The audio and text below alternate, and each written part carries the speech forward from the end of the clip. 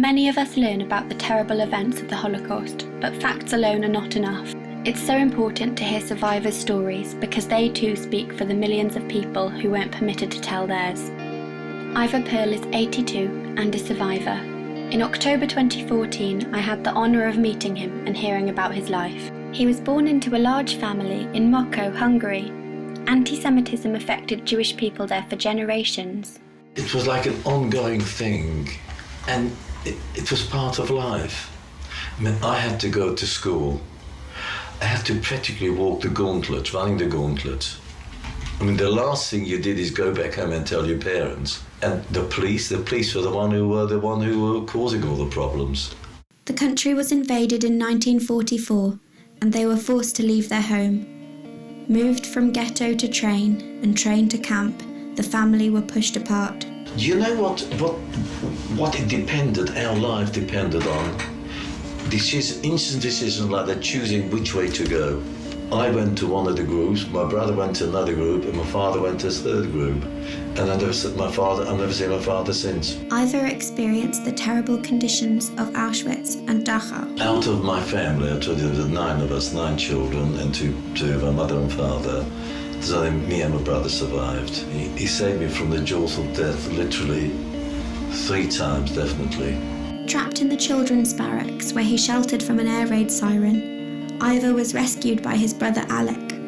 He said, come on Ivor, you got to come out from there. I said, no, I can't, I'm scared. They found out that he tried to escape or something, you're going to be punished bad. I was literally scared. I said, no, come on, you must come out with me. And eventually he took me out. The following morning he woke up and the whole children's block was empty. All the children taken to the gas chamber. Some things are too cruel to comprehend. He helped him escape the camp hospital, a dreadful place where he was ill with typhus. There was no proper treatment, and had he remained, there was little hope of recovery. If he wouldn't have been there to help me out, I wouldn't have been, obviously, alive. Ivor was 12 and a half at the time. When I saw my granddaughter, you know what the bat mitzvah is? Yeah. Well, she was celebrating the bat mitzvah, she was 12 years old. I said, you know something, I was 12, that was the age I was when I was taken to Auschwitz. In March 1944, there were 700,000 Jews in Hungary, and within 4 months, over half were killed. Because, I mean, the figures that you're talking about are so enormous, are so horrendous, that it's very hard to comprehend. One of the most frightening things is the terrible disconnect between the orders being given and the lives they affected. Have you heard of the Wannsee Agreement? And that's when they got together, a meeting like we have here with cakes and tea, discussing how to dispose of people. What I keep saying is, I fear people more than God. That a day does not go by without some association that happens, whatever it is, of my background. But fortunately, I don't look upon it. Well, I just live. After the war ended in 1945, Ivor and his brother emigrated to England. I've had 2 very, very lucky experiences in my life. Number 1, to have survived the Holocaust, and number 2, to have chosen England to be my country. Not only did I feel safe, I felt very, very elated. Honest and truly, I felt I've arrived in heaven. After arriving in England, Ivor built a life for himself. I had my own business before I could even read or write or speak English. As soon as we can stand and walk, you have to go and start earning a living. Ivor has 4 children and 6 grandchildren. His home is filled with family photographs. He has given talks at schools and religious centres about his experiences, but it took years before he was able to talk about the Holocaust, even with his own family.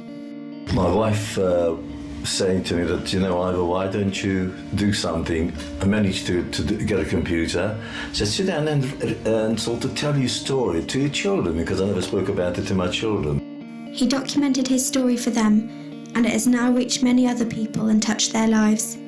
Talking about it can be painful, provoking questions that can't be answered. What has it helped? What has the world learned since 1945? How would I behave if I would have been the Gentile? 1 week we should be friends playing with us, and the second week they were herding us into a ghetto. Although, as Ivor says, there will never be another Holocaust, conflict and cruelty continue to happen, and remembrance is so important. All I can do is talk about, experience what happened, and to tell whoever wants to listen what happens to people who follow that route. And it's like somebody said, you know what, even if there's only one person who has heard either me or somebody else's story and makes a difference, that alone would be worse to have spoken about it. Yeah. The only thing we can do is not to sort of answer hate with hate. It's happened, it's happening, and possibly the human spirit will survive, I hope. Watching Ivor's film tells us about the stories beyond those statistics which are too huge for us to comprehend. It tells us that the Holocaust was the story of Jewish people being forced to move from their own homes to ghettos and camps, of families being forced apart, of the diseases like typhus which were allowed to spread as people who were forced to live in appalling conditions. And his story tells us that half of Hungary's Jewish population were killed in only 4 months in 1944, and that Ivor himself lost all but one of 8 brothers and sisters and both of his parents. Ivor's testimony also tells us that for Ivor, the legacy of the Holocaust continues. He tells us that he fears people more than he fears God. It was people who played with him as friends 1 week and on the second week herded him and his family into a ghetto. He speaks of daily reminders of things which happened to him in the past. But he also speaks of his delight at moving into the UK and beginning to set up a life here, displaying so proudly in his home the pictures of his children and grandchildren. He tells us about his talks in schools and community groups, and that he feels if only one person hears his story and makes a difference, it was worth his while. There are hundreds of us here today. On Holocaust Memorial Day, we can reflect on the ways in which we can make a difference after hearing Ivor's testimony. We can reflect on the particular questions that Ivor asked in the film. He asks, what has the world learned since 1945? And sadly, since the end of World War II, there have been genocides in Cambodia, Rwanda, Bosnia and Darfur, where millions of people have been murdered simply because of who they are. This suggests the world has not learnt much. So what can we learn as individuals?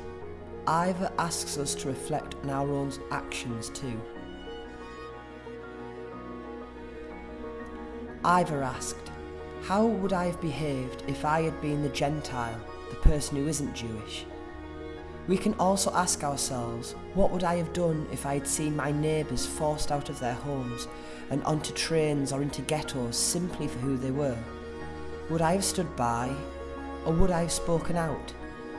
The Holocaust was allowed to happen because the people with the power and the knowledge to stop it stood by and did nothing. At the end of Ivor's film, he says the only thing we can do is not answer hate with hate. Perhaps we can challenge ourselves to go even further. As Elie Wiesel, another Holocaust survivor, wrote, I swore never to be silent whenever and wherever human beings endure suffering and humiliation. We must always take sides. Neutrality helps the oppressor, never the victim.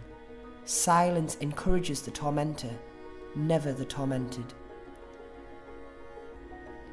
With the words of Ivor Pearl and Elie Wiesel in mind, I would like to ask you today to commit to not standing by. When we see acts of injustice, don't stand by. When we hear of intolerance, when we see people being picked on because of who they are, and when we see others act on their hatred, don't stand by. If we can all make the commitment today that we will not stand by when others face prejudice, perhaps we can help the world learn lessons from the past to create a better, safer future.